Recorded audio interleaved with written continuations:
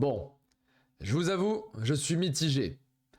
Après avoir vu les trailers, après avoir regardé l'opening et l'ending, qui sont pas exceptionnels, on va pas se mentir, on n'est pas sur du solo leveling tiers là. De toute façon, en entier, on sera pas sur du solo leveling tiers. Honnêtement, je m'attendais à une catastrophe. Mais finalement, peut-être pas tant que ça. Salut YouTube, ici Azray. Je suis très heureux de te retrouver pour la première review sur l'animé The Beginning After the End, le début après la fin. Alors on surnomme généralement Tebat, je sais pas comment vous le dites, mais moi je vais le dire Tebat et je continuerai à le dire de cette manière. C'est l'un de mes manhwas favoris. On n'est pas sur la même catégorie que Solo Leveling qui est plutôt Dark Fantasy, Donjon XP, farming, aura farming, même si l'aura farming, on va en avoir un petit peu avec Arthur Lewin. Mais là, on est clairement sur de l'isekai. Hein. Vous avez vu le roi Grey qui meurt et qui renaît dans le corps d'Arthur Lewin. Ça va partir avec tous les codes de l'isekai. Les nanas qui sont toutes mignonnes, toutes choupies, qui vont former un harem pour Arthur. Ça va arriver, forcément, c'est un isekai, hein, vous connaissez. Et puis, plein d'autres petits codes du genre. Au début, hein, ne prenez pas, c'est un petit peu la mention que j'ai envie de vous dire. Si vous ne connaissez pas Tebat, ne prenez pas trop ce qui va se passer au début pour argent comptant. C'est-à-dire que le manhwa n'est pas simplement les débuts d'Arthur, le mana, le machin, oh, de la magie. Ça n'est qu'un début, ça n'est qu'une mise en bouche qui vaut ce qu'elle vaut. Mais par la suite, on va avoir des dingueries en termes de scénario. Le scénario va aller crescendo, il va être vraiment de mieux en mieux. Donc ne droppez pas Tebat aussi vite que ça, sauf si vous êtes anime only. On va en parler justement. Parce que, niveau animation, c'est pas Solo Leveling. Hein. Ça va être mon point de comparaison puisque on vient de quitter Solo Leveling, qui nous a régalé avec le studio A1 Pictures.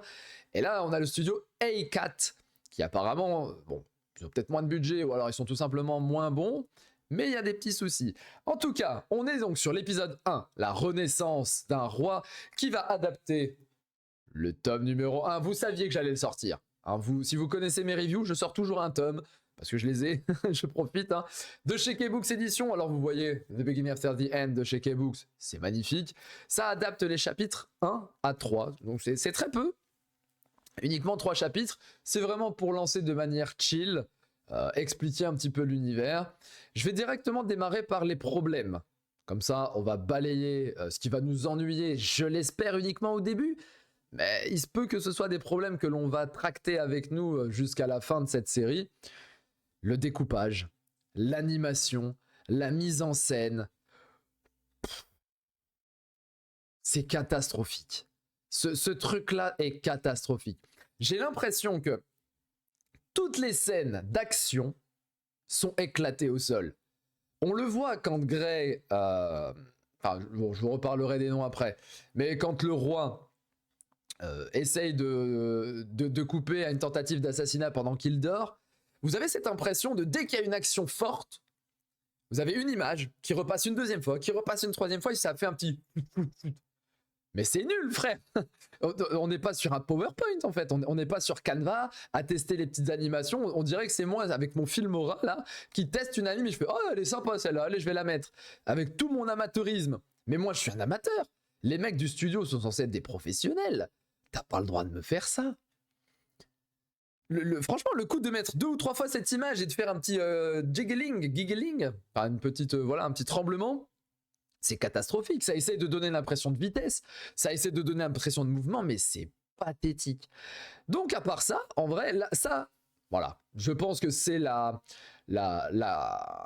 problème que l'on va dire, que tous les reviewers, tous les gens vont dire, l'animation, les gars, là, voilà quoi, c'est pas exceptionnel. Mais à part ça, j'ai trouvé l'épisode plutôt réglo, finalement.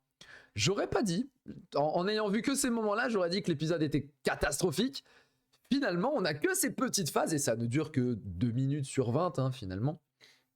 Donc j'espère qu'ils vont s'améliorer sur ce plan, parce que d'un autre côté, on a un point très positif, c'est la gestion des auras. Et que l'on voit le roi Grey au départ, avec son aura autour de lui, ou Arthur Lewin quand il est bébé, et qu'il arrive à faire son noyau de mana, je trouve que là, pour le coup, c'est très bien géré. Ils ont peut-être mis tout le budget sur les auras. Maintenant, il va falloir le faire sur l'animation pour avoir une sensation de vitesse et de fluidité de mouvement qui soit agréable à l'œil. Parce que The Beginning After the End, c'est énormément de combats. Je vous ai dit, on est dans un isekai. Ça veut dire qu'on va avoir tout ce côté un peu fantasy pure. J'aime bien la dichotomie. D'ailleurs, un peu comme dans... Il y a un jeu qui est sorti récemment là, qui s'appelle Split Fiction. Jouez-y, il est très cool. Vous avez le roi Grey, qui est un roi machiavélique, d'un monde futuriste. Il massacre tout le monde, il est sans pitié. D'ailleurs, on le voit quand il grandit, il est sans pitié. Le frérot, il n'a pas eu de famille, il n'a pas eu d'amour, rien. Et là, il renaît, bon, le petit côté, la petite voix...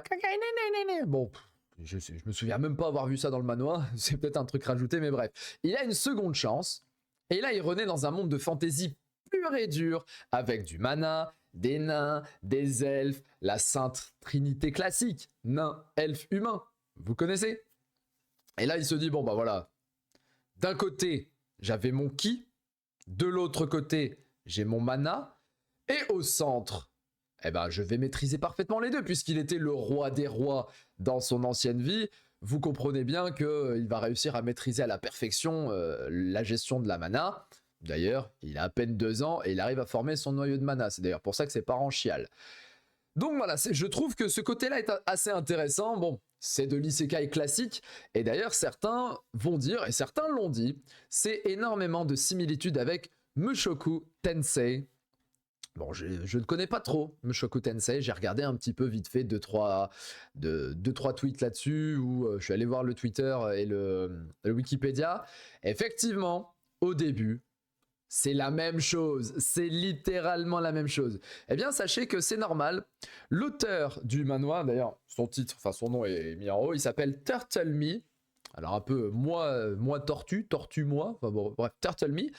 C'est un fan de Mushoku Tensei et donc il a voulu rendre hommage à Mushoku dans les premiers chapitres. Et ça ne se tient qu'à ça. Dans les premiers chapitres, gardez-le bien en tête ce truc. Donc voilà, après ça, Tebat, ça va prendre un tournant mais génial. Franchement, ça va être de plus en plus épique. Si l'animation est au rendez-vous, on est parti pour l'un des animés de l'année.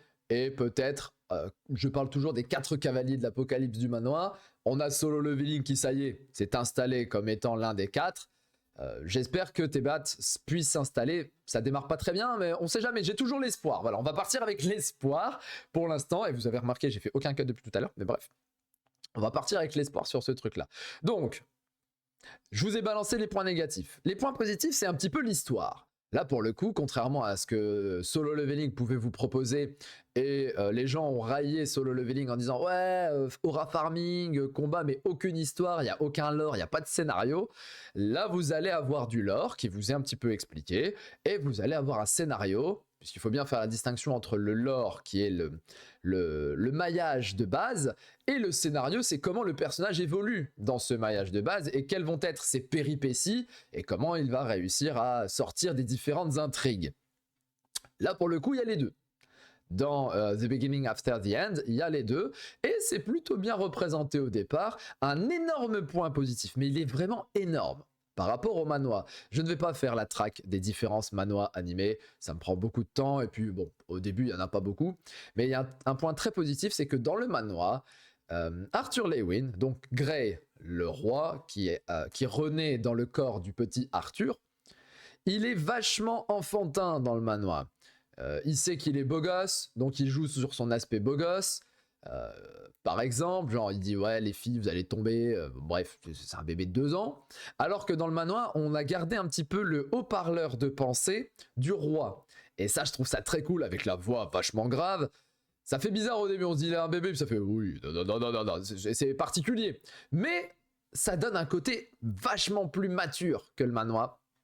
Et ça c'est vraiment cool. Et d'ailleurs il a des réflexions internes Grey qui sont vraiment géniales, hein. Il est observateur de son environnement. Le mec, il a pas le temps. Il s'est dit, ok, qu'est-ce qui se passe? Où est-ce que je suis? Qu'est-ce qu'il y a autour de moi? Il a très vite capté que les gens géraient du mana ou de la mana, vous le dites comme vous le voulez. Lui, il s'est dit, ok, moi, j'avais le ki, j'étais balèze dans ce truc-là. Ça a l'air d'être pareil, il faut rassembler ses particules en soi et former son noyau. Et d'ailleurs, tout ce qui est formation de noyau, moi ça me fait kiffer, parce qu'on part sur des délires de, oui, noyau de couleur, et il faut monter, et puis il faut faire, comment on appelle ça, la cultivation. Tout ce qui est les délires de cultivation asiatique, alors c'est tout ce qui est coréen et chinois, il n'y a jamais ça du côté japonais, bizarrement. Je surkiffe ça. C'est un petit peu comme dans Tales of Demons and Gods, qui est un donghua, un manhwa chinois, où là vous avez des niveaux de cultivation, et puis tu deviens de plus en plus pété, de plus en plus puissant. De Beginning After the End, ça va être ça. Hein. Ne vous attendez pas à un plot de zinzin, même si en vrai le plot est vraiment cool, mais on est beaucoup sur du voilà, je m'améliore, je récupère des nanas qui sont très sympas, et je sauve l'univers. On est sur ça au départ, on va dire le premier grand arc, c'est ça. Après, ça part en cacahuète, vous verrez, ça va être exceptionnel. Bon, ça sera peut-être dans 4 ou 5 ans d'ici là, ou peut-être qu'on n'aura même pas de saison 2, parce que si les types de A4, ils nous fournissent des combats avec une animation pareille, on va pleurer. On va pleurer. Je reviens juste sur une scène, c'est la scène où le père, donc Reynold Lewin, dit Ray, est un conjurateur. C'est-à-dire qu'il existe deux types de manières de mana. Il y a celui qui va ramener la mana en lui et qui va se booster avec, donc dégâts physiques, un DPS physique, vous l'avez compris, tanking notamment. Et puis il y a ceux qui vont libérer leur mana et gérer la mana alentour. Et ça va vous donner les... non, pardon, les conjurateurs, c'est ça justement. Le père de Arthur, c'est un booster, c'est un augmenteur. Excusez-moi, on va devoir reprendre les termes de manière correcte. Mais donc, les conjurateurs, ce sont plutôt tout ce qui est mage, magicien. Hein, ça va utiliser la mana externe, etc. Et donc le daron, lui, il est booster. Il s'augmente, paf, et là, à un moment donné, il essaye de balancer un coup de pied. C'était quoi ça? Ça faisait le pied qui tombe. Le budget c'est 3,50€ ou c'est comment? Envoyez-moi du lourd, montrez-moi que le type en fait il est carré parce qu'il est fort. Hein. Le père de Arthur est fort en réalité. Donc montrez-le que le type il vaut le coup. Là, on a regardé, on fait bon, c'est pas exceptionnel non plus quoi. Voilà, vous avez le côté donc un peu isekai, vous allez très clairement le ressentir. Hein. Et le fait que Arthur Lewin, alors j'aime bien basculer entre Gray et Arthur parce que pour l'instant c'est Gray dans le corps d'Arthur. C'est toujours l'ancien roi qui parle et qui raconte un petit peu comment il veut évoluer. Il est plutôt dans un délire, je dois survivre. Il a observé son père, il a vu comment son père gérait son augmentation en étant un augmenteur, donc comment il gérait sa mana, et lui, au bout de 2 piges, il a réussi à gérer ce truc-là. Il a pété sa maison. C'est le petit côté un peu Mushoku Tensei, hein, vous avez ça dans Mushoku. Mais là, c'est clairement, il a pété sa maison, il a tout détruit. Point très intéressant. Il y a une thématique qui ressort un petit peu, c'est la famille. Hein, le roi Grey n'avait pas de famille. Il est mort d'ailleurs tout seul comme un chien d'une crise cardiaque en regardant sa couronne et tout ça. À chaque fois qu'il dormait, le frérot, il y avait une tentative d'assassinat. Bref, c'était une vie de merde. Il avait une vie de merde. Là, il estime que sa vie, qui est éclatée, parce que c'est un bébé, quoi. Quand on est un bébé, il le dit très très bien, on est dans une prison, notre corps est une prison. Et bien il a mieux kiffé cette vie-là que la vie d'avant où il était roi. Là, il a une famille qui l'écoute, il a une famille qui est attentive, même s'il y a un côté un peu vachement chelou. Hein. Le côté, il est adulte, dans un corps d'enfant, mais sa mère, ben elle sait pas que c'est un adulte, donc elle le nourrit.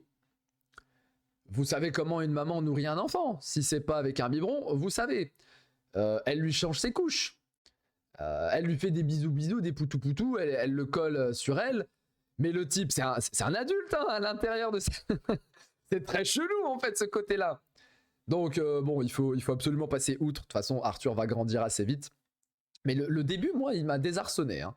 Au début, quand j'ai lu, j'ai fait, mais c'est chelou quand même, c'est bizarre. Parce que lui, il a ce côté un peu gêné. On voit pas trop ça dans l'animé, ce côté-là. Dans le manoir, on le voit. Il a ce côté un peu gêné. La daronne, elle croit qu'elle a un bébé. Donc bon, bah, elle s'en occupe comme si c'était un bébé. C'est particulier. Mais bon, on n'aura pas beaucoup de particularités de ce genre. Ne vous inquiétez pas. Autre chose. Ouais. Le lore. Donc, je vous ai parlé un peu du scénario. Le lore est très intéressant. Et c'est la deuxième grosse différence qu'il y a avec le manoir. Dans l'image que vous avez qui vous est proposé dans l'animé, on vous montre le continent de Dikaten. Et ce continent dans lequel évolue Arthur, déjà on vous dit pas c'est le monde de Dikaten, alors que dans des isekai on vous dit j'ai atterri dans le monde de machin. De toute façon un isekai, sekai c'est un monde, hein, et isekai c'est j'ai changé de monde, en gros c'est ça. Mais là, c'est un isekai continental, entre guillemets. Il dit pas j'ai atterri dans le monde de Dikaten, il vous dit j'ai atterri dans le continent de Dikaten. Et ça, c'est bien parce que ça pose des bases qui sont intéressantes. On a un lore qui est beaucoup plus fourni que ce qu'on peut penser. S'il y a le continent de Dikaten, potentiellement, il y a d'autres continents. L'auteur n'a pas jugé nécessaire de nous en parler maintenant, mais ça peut être un point de plot intéressant par la suite. Comment s'appelle le monde en entier ? Là, on le sait pas. D'ailleurs, son ancien monde, au roi Grey, futuriste et tout ça, on connaît pas non plus. Donc, on pourra savoir peut-être est-ce que les deux mondes sont reliés ? Est-ce qu'on a un portail de pensée ? Est-ce que ça pourrait être génial, mais de se dire que un autre continent serait l'ancien monde de Grey ? Ça pourrait être cool d'imaginer ça, mais qu'il y ait une barrière magique, un truc qui fait que les deux mondes ne peuvent pas se connecter.